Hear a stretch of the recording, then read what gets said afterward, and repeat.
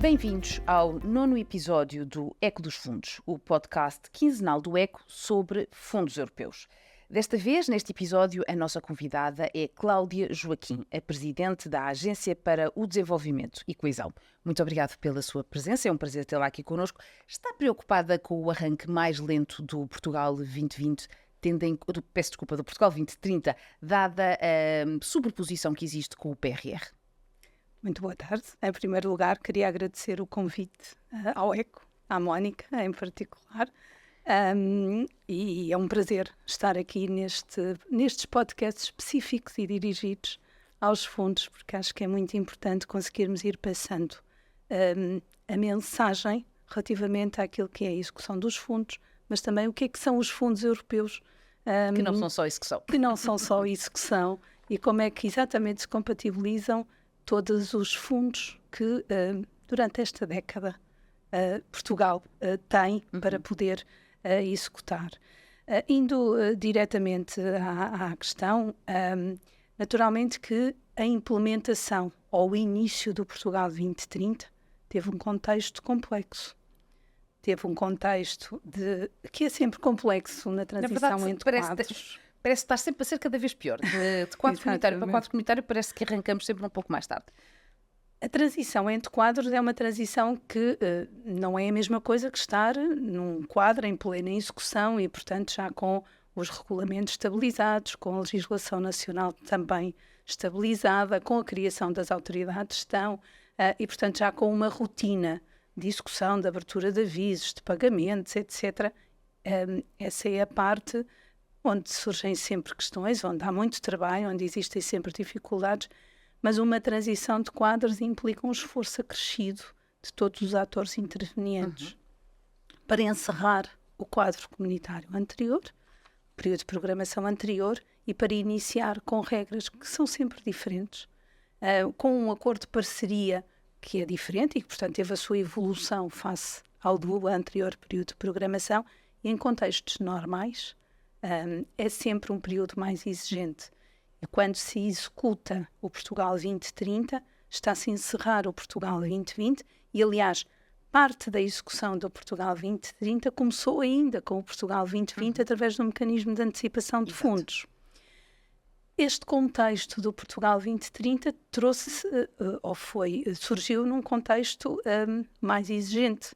Surgiu num contexto de pandemia, pós-pandemia, final de pandemia, mas toda uma programação nesse momento, onde também a execução no âmbito do Portugal 2020 foi muito exigente, nomeadamente com a necessidade de reprogramar o Portugal 2020, com o REACT, com o que foi necessário mudar para fazer face à emergência, face às necessidades num contexto de pandemia. Portanto, também a própria execução do Portugal 2020 não foi uma execução dita normal.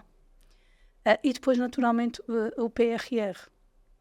Mas também trouxe oportunidades. E eu acho que essas oportunidades, por vezes, não são as mais salientadas.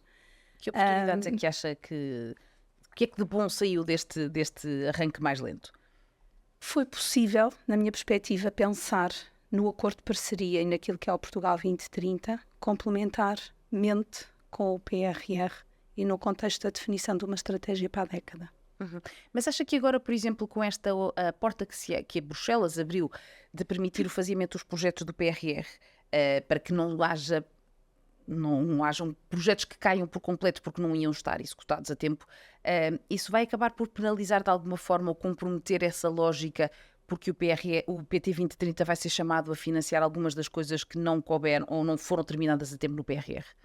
Essa é uma discussão que ainda está a ser tida e sobre a qual ainda não existem decisões nem conclusões. Portanto, estamos, a estrutura de missão Recuperar Portugal estará a executar o PRR na perspectiva do prazo que está definido, 2026, e, portanto, sem essa perspectiva. E acho que é prematuro, neste momento, até haver uma decisão e até essa questão poder vir a ser decidida. Que ia reprogramar o PRR e que, de facto, vai ser necessário avançar com esse fazimento, nomeadamente na componente dos empréstimos, ou seja, dos investimentos que são, sobretudo, assegurados por empréstimos e não por subvenções. Então, tentando separar um pouco as coisas. O PRR não está no âmbito da intervenção da agência em termos de execução ou de reprogramação. Portanto, naturalmente, sobre essa matéria, eu e a agência não conseguimos adiantar muito mais, a não ser, naturalmente, que sabemos que o PRR será reprogramado agora, em breve, já foi reprogramado, e, portanto, nesse contexto, as reprogramações surgem normalmente e naturalmente durante os períodos de programação dos fundos de coesão e também do PRR. A figura do faseamento é, por exemplo, uma figura que a Comissão permitiu que houvesse entre o Portugal 2020 e entre o Portugal 2030. Mas mesmo a própria execução do Portugal 2020, até essa decisão ser tomada, foi tomada pela agência e pelas autoridades de gestão, até esse momento, como se o foco é executar o máximo possível, executar dentro do prazo que temos e as regras que temos. Portanto, essa é uma questão que poderá vir a colocar-se, se for decidido nesse tempo, mas depois a seu tempo, também em função daquilo que seja a execução do Portugal 2030 e do PRR. Exato. Já falámos aqui várias vezes do Portugal 2020. Eu não sei se é claro na cabeça de todas as pessoas que não está fechado ainda. Ele é 2020, mas ele não está fechado. E estamos na reta final da conclusão dos trabalhos com a Comissão Europeia. Como é que as coisas estão a correr? Está a correr tudo de forma tranquila? Eu diria que sim, se bem que não tendo a experiência de encerramento de quadros anteriores, vou perguntando muitas vezes como é que foi. Exato. Como é que foi no encerramento anterior ou dos quadros anteriores. O encerramento de um período de programação acontece em calendários que vão para além dos anos de referência. Exato. Ou do período de elegibilidade das despesas. As despesas do Portugal 2020 foram elegíveis até 31 de dezembro de 2023, mas depois disso continua a haver execução, portanto estamos a falar da elegibilidade na economia, no beneficiário, no fornecedor, mas depois temos ainda a execução que vai acontecendo ao longo do ano 24, pagamentos que vão acontecendo, e há todo um processo de encerramento que não é visível, mas que é muito exigente para as autoridades de gestão, para a Agência para o Desenvolvimento e Coesão, para a Inspeção-Geral de Finanças, que é o encerramento das contas e que, no âmbito do STEP, aprovado no início do ano, prorrogou o período de encerramento do Portugal 2020, portanto, formalmente, o encerramento pode ser até fevereiro de 2026. E aí estaremos já a falar do encerramento que passa por relatórios, encerramento de contas, prestação de contas. Estamos na fase de certificar a despesa final do Portugal 2020, de receber os últimos valores, que já são pouco significativos. Portanto, este é o trabalho silencioso que está por trás, porque a grande aposta é naturalmente acelerar a execução do Portugal 2030. Nós estávamos com uma taxa de execução de 3% no final do primeiro semestre no Portugal 2030. Já têm dados novos que nos permitam dar ideia se já se avançou um bocadinho mais relativamente a estes valores?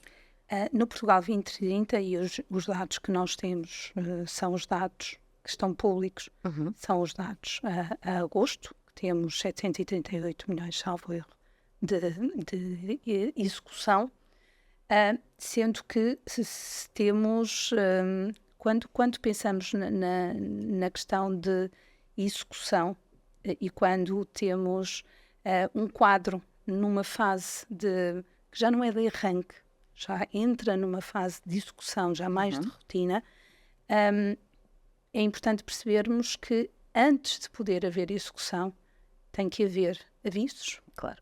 Tem que haver candidaturas aprovadas. Na sequência disso, então tem que haver a execução, a apresentação de pedidos de pagamento, os pagamentos, e, portanto, há um foco, e tem havido um foco muito grande, porque sem a abertura de avisos não teríamos uma execução, e no próximo ano temos o cumprimento da regra do N+3 Exato. Como um grande objetivo, e, portanto, também no Portugal 2030 temos esse objetivo e essa exigência e essa pressão até final do próximo ano. E, portanto, Dos 23 mil milhões de dotação fundo do Portugal 2030, nós temos neste momento já a concurso, ou seja, com avisos abertos, 8,9 mil milhões. Estamos a falar de cerca de 39%. Sendo que no Portugal 2030, o plano anual de avisos, que surgiu já na legislação do Portugal 2020, mas depois não teve uma aplicação sistemática ao longo de todo o quadro, e agora tem sido possível fazer o plano anual de avisos, o que nos permite, e o nos é a nós, agência, autoridade, estão numa perspectiva de planeamento, mas eu penso que a grande vantagem é para os potenciais beneficiários, porque o plano anual de avisos é público, é aprovado pela SIC e é publicitado. E isso permite saber, durante os próximos 12 meses, quais são os avisos que estão planeados e quando é que vão abrir. Deixa-me só fazer aqui um parênteses muito rápido. Por exemplo, no caso das empresas, era de facto mais vantajoso haver uma abertura, ou seja, que os avisos estivessem abertos em contínuo? Os avisos das empresas no âmbito dos sistemas de incentivos são avisos que normalmente abrem por fases. Primeira fase, portanto, acaba quase por ser um contínuo faseado, numa perspectiva de que não haja uma interrupção. A questão dos avisos em contínuo pode colocar-se questões de auxílios de Estado e de concorrência, e, portanto, é algo que teria que ser equacionado, pensado e estudado. Mas a abertura por fases permite exatamente isso. Quando abre um aviso para internacionalização, tem 3, 4, 5 fases, dependendo. Mas, como referi no plano anual de avisos, permite aos beneficiários saber que nos próximos 4 meses, mensalmente, quais são os avisos que estão previstos. E esta tem sido uma grande preocupação, incluindo o Sr. Ministro da Coesão Territorial, no sentido de haver cada vez mais um cumprimento daquele que é o plano que está aprovado. Nós primeiro precisamos de abrir avisos e aí, a partir daí, criamos as condições para que a execução possa ser concretizada. Acha que é possível chegar ao final do ano com que taxa de execução? Mais uma vez, antes da taxa de execução, nós temos o plano anual de avisos que foi aprovado recentemente pela SIC, que prevê o período de setembro de 24 a agosto de 25, e aqui estão em causa 390 avisos com 3,7 mil milhões de fundo a concurso. Há um objetivo, que o Sr. Ministro também já tem referido, de até o final deste ano poder estar a concurso metade da dotação do Portugal 2030 e, portanto, é esse objetivo que o primeiro quadrimestre do plano, com o seu cumprimento, se conseguirá alcançar os 50% dos 23 mil milhões. E a execução virá por arrasto. As metas de execução que de alguma forma também foram definidas e aprovadas em SIC para cada autoridade de gestão, são metas que são um pouco menos exigentes até ao final de 24 e em alguns casos os programas vão ultrapassar essas metas, mas que são muito mais exigentes ao longo do ano 25, precisamente porque os avisos encerrados, e todos os meses temos mais avisos encerrados, o que significa que a análise dessas candidaturas, as decisões dessas candidaturas e a execução será mais célere. A análise das candidaturas é precisamente aqui um tema sempre muito badalado, vamos por assim dizer, muitas das vezes por más razões, porque os beneficiários se queixam dos atrasos na análise das mesmas. Foi criado agora, foram lançados concursos para que as universidades pudessem ajudar as autoridades de gestão na análise das candidaturas. Já há neste momento universidades no terreno a analisar candidaturas? Neste momento, e o acompanhamento que a agência tem feito, existem, vou dizer assim, 3 projetos. Um com Compete, no âmbito de alguns dos avisos ou das tipologias que têm mais candidaturas, e esse trabalho do acompanhamento que também temos feito nas reuniões já teve bastantes testes e está numa fase que nos parece, mas aqui o Compete teria mais condições, o gestor do Compete para responder, mas que nos parece já de uma implementação mais direta, porque todos os testes foram feitos com muita informação do Portugal 2020. Quando falamos em aplicar inteligência artificial à análise de candidaturas, por exemplo, é necessário, e é isso que está a ser feito, ir aplicar nos modelos e ir analisando as conclusões com base naquilo que foi feito pelo humano. Peço desculpa, só para precisarmos. As universidades vão todas utilizar inteligência artificial na análise das suas candidaturas. Eu pensei que eram momentos distintos, que haveria universidades a ajudar-se, como já foi feito no passado, e simultaneamente estavam a ser feitos testes para a introdução de inteligência artificial para esse trabalho de análise de candidaturas. O que me diz é que é simultâneo? O que está a acontecer é o Compete com uma universidade, programa pessoas com outra. Ok. E a própria agência, na responsabilidade que temos no desenvolvimento do AG+, que é também um sistema de back-office que algumas autoridades alguns programas adotaram, estamos a trabalhar no sentido de poder aplicar em determinadas fases do processo inteligência artificial. Okay. E isso significa ou passa por exemplo, haver a utilização de dados, muitos dados, em candidaturas do Portugal 2020, quando temos muita similitude entre o 2020 e o 2030, para que depois possam haver testes e ir-se verificar nesse trabalho feito pelas universidades se os resultados a que se chegam são resultados similares ou com que nível de risco ou de diferença face ao trabalho humano. E estamos a falar de que níveis de risco, neste momento, nesses testes que têm feito até agora? A percepção que eu tenho, mas como digo, acho que é mesmo algo que deve ser questionado. Se quiser, devemos ter aqui o Dr. Nuno Mangas também como convidado. Dr. Nuno Mangas, mas a ideia com que fiquei é que, de facto, foram resultados muito positivos para os testes que já foram feitos e, portanto, com um potencial importante de redução do tempo de trabalho, sendo que passará sempre, inevitavelmente, por depois uma verificação final de um técnico. Exato. Portanto, nunca poderemos pôr a máquina a decidir. Claro. Mas acho que pareceu-me estar mesmo no bom caminho. E a inteligência artificial, já agora, se me permite, é algo que, para além da análise de candidaturas, e como disse, temos aqui o Compete, o programa Pessoas e o sistema AG+, que a agência desenvolve, que é utilizada por programas regionais, por exemplo, a fazer este caminho. Mas, por exemplo, nós na agência já utilizamos, na linha dos fundos, a inteligência artificial através de um assistente virtual, que é o Ivo, e que já nos permite responder a muitas das questões que são colocadas por escrito por parte dos beneficiários. Assim como também temos implementado, e também em parceria com a nova IMS, um modelo de risco, e é um modelo de risco que surgiu no contexto do 2020, até por imposição regulamentar da Comissão Europeia, mas em que Portugal já está bastante avançado. É um modelo de risco para seleção das operações que vão ser objeto de verificação administrativa por parte das autoridades de gestão. Portanto, já temos nestas vertentes inteligência artificial e, naturalmente, com a grande preocupação na análise de candidaturas ou, por exemplo, na análise, que é outro trabalho que estamos a desenvolver, dos contratos.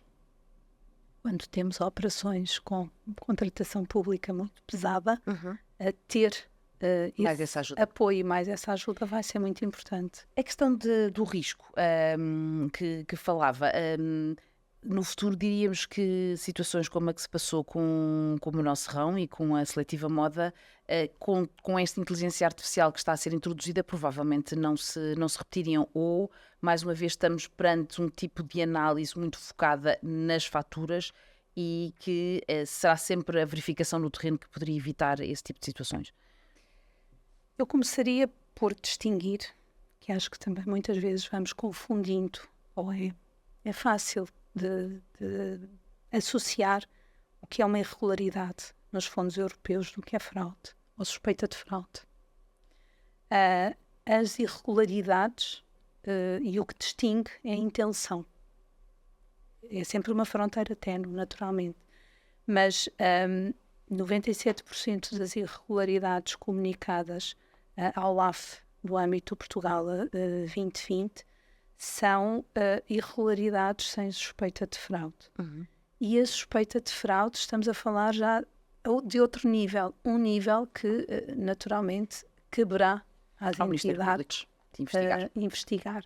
E, portanto, o que é que um modelo de risco desta natureza permite? Com diversos fatores e pressupostos e experiência, porque fomos buscar toda a experiência, dito desta forma, do Portugal 2020, não só ao nível dos beneficiários, como da tipologia de operações, onde é que houve mais irregularidades, onde é que incidiram nas verificações das auditorias, mais erros, e, portanto, é a conjugação, é este modelo que permite classificar e direcionar ou dirigir, é a nossa expectativa e, portanto, é essa implementação que está feita e, portanto, a análise iremos fazendo e o modelo tem uma perspectiva de melhoria contínua. Ou seja, com os primeiros resultados do Portugal 2030 serão incrementados e o modelo terá esse aperfeiçoamento. Portanto, respondendo à sua pergunta, o modelo de risco visa e tem como objetivo direcionar, ao contrário de uma seleção aleatória, as ações de verificação no local. A própria Inspeção-Geral de Finanças também está a utilizar um modelo de risco na seleção das operações que são auditadas, não estamos a falar da mesma coisa, e, portanto, a nossa expectativa é que se possa direcionar os recursos, que são escassos, da melhor forma possível. Admito, é a minha também expectativa que nessa seleção dessas ações ela seja mais direcionada para situações onde possa vir a permitir detectar determinadas situações. Mas quando falamos... Vai ter sempre de mudar, ou seja, vai ter de ser possível, vai ter mesmo de se conseguir fazer uma verificação mais no terreno do que só de olhar para as faturas e para os papéis. Naturalmente que a verificação no terreno é muito importante e se conseguirmos, e é este o objetivo, sermos mais direcionados na seleção das operações que são verificadas pelas autoridades de gestão, porque as autoridades de gestão, quando têm a sua verificação administrativa, têm essa verificação administrativa pode também ser uma verificação no local. Portanto, se nós conseguirmos direcionar melhor e no limite até pode haver uma diminuição da amostra porque ela foi direcionada e a probabilidade de incidir sobre as situações onde possa haver mais irregularidade, onde haja maior probabilidade, isso permita também libertar recursos para poderem fazer mais verificações no local. Isso naturalmente é muito importante. Uma das grandes novidades que vai ser introduzida que está a ser introduzida no Portugal 2030 foi criar-se uma equipa, não é? Que irá ser alocada onde for preciso. Em vez de haver, por exemplo, um reforço dos recursos na ADIC, a ideia é esta equipa ir saltitando de autoridade de gestão em autoridade de gestão, quem precisar naquele momento, seja o IAPMEI, seja a ICEP, seja o Compete, seja quem for. É possível conseguir que um número tão elevado de pessoas, porque a equipa ainda é grande, tenha as competências técnicas específicas de cada aviso, de cada concurso, de cada organismo onde vão estar a ajudar em cada momento? Essa equipa que a Mónica se refere, eu acho que é a equipa que foi criada no âmbito do PRR, não no âmbito do Portugal 2030.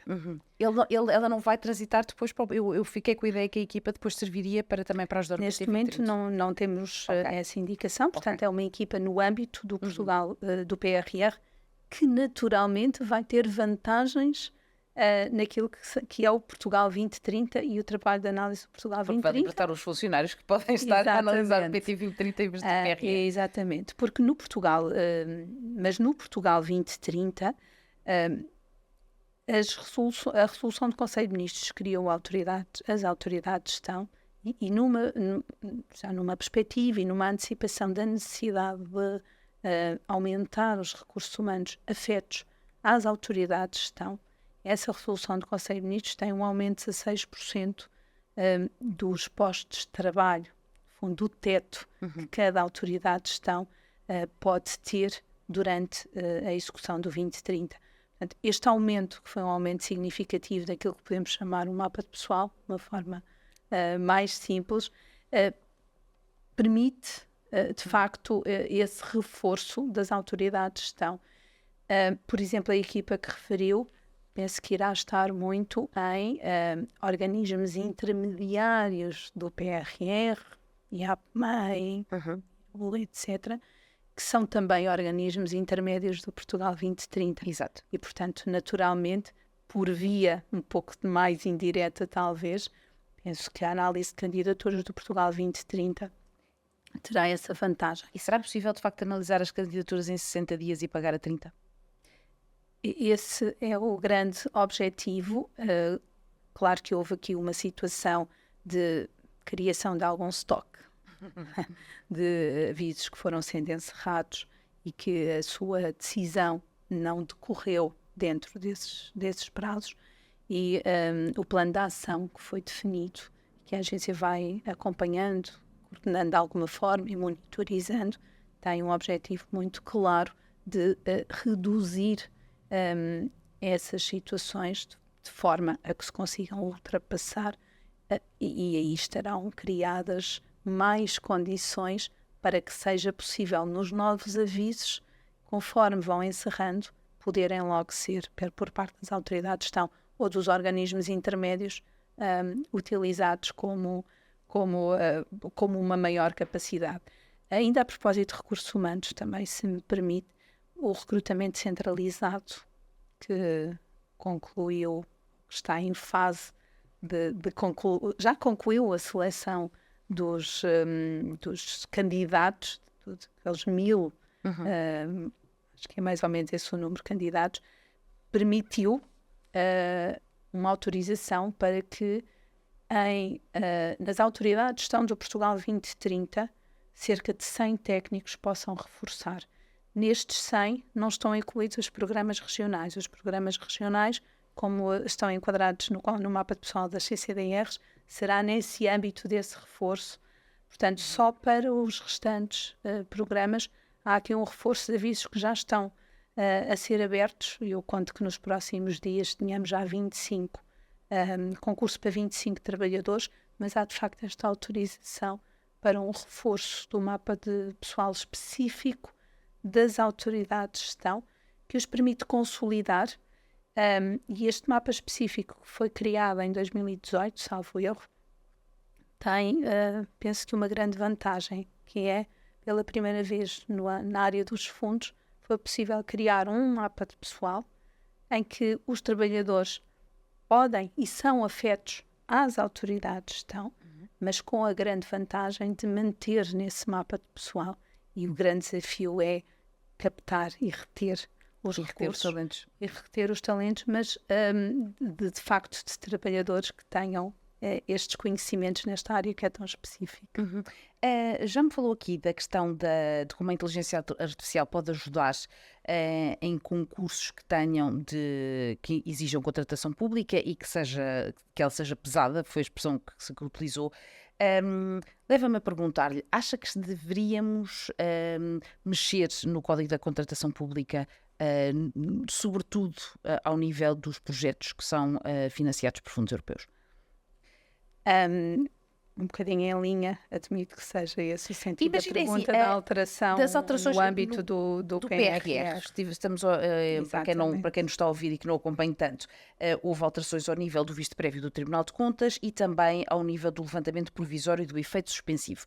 Mas isto está em discussão da Assembleia da República e é só para projetos que são financiados pelo PRR. É verdade que o Ministro Castro Almeida admitiu que, se o Parlamento assim o entendesse, poder-se-ia alargar a todos os projetos financiados com fundos europeus, embora ele admitisse que isso pudesse vir a levantar problemas junto da Comissão Europeia. De uma forma, ou pensando naquilo que seria a execução e a operacionalização, claro, seria positivo no sentido em que o tempo que um projeto, um grande investimento, ou que o beneficiário aguarda até poder iniciá-lo e assim iniciar a execução, quando aguarda um visto prévio do Tribunal de Contas, é um tempo que se reduziria e essa seria uma grande vantagem. Ora, como referiu, essa é uma decisão que está mesmo sempre nas mãos da Assembleia da República e dos deputados. O nosso tempo está a voar, literalmente, é a expressão que eu posso utilizar. Eu perguntar-lhe-ia, já teve funções anteriores com responsabilidade no Ministério das Finanças, não resisto para lhe perguntar como é que está a ver esta dificuldade, vamos pôr assim, em negociar a proposta de Orçamento de Estado para 2025 e a dificuldade que parece haver de um governo minoritário se entender com os partidos da oposição para concertar uma proposta conjunta e comum que toda a gente se sinta confortável em viabilizar. Esta é uma pergunta que sai muito do âmbito. Mas não conseguia resistir. A negociação dos orçamentos de Estado, qualquer que seja o quadro, é claro que talvez excluindo um quadro de um governo de maioria absoluta, é uma negociação que tem sempre uma perspectiva. Com maior ou menor efeito na comunicação social, tem sempre uma perspectiva de alguma ansiedade durante o mês de setembro, outubro e pelo menos até à votação na global. Eu acho que é normal no contexto atual de governação e, portanto, acho que seria estranho se fosse diferente e acho que as próximas semanas nos trarão a melhor resposta sobre aquilo que são as reuniões que acontecem à porta fechada sobre ou com representantes do governo e dos partidos que são responsáveis e, portanto, acha que vamos ter orçamento se estivéssemos aqui num jogo de totobola, apostava na viabilização do orçamento ou não? Ou acha que vamos acabar por caminhar para eleições antecipadas? Não, acho que é mesmo a frase do prognóstico só no fim do jogo. Cláudia Joaquim, muitíssimo obrigada pela sua presença, foi um prazer tê-la connosco. Fique connosco e assista aos próximos episódios deste podcast. Muito obrigada.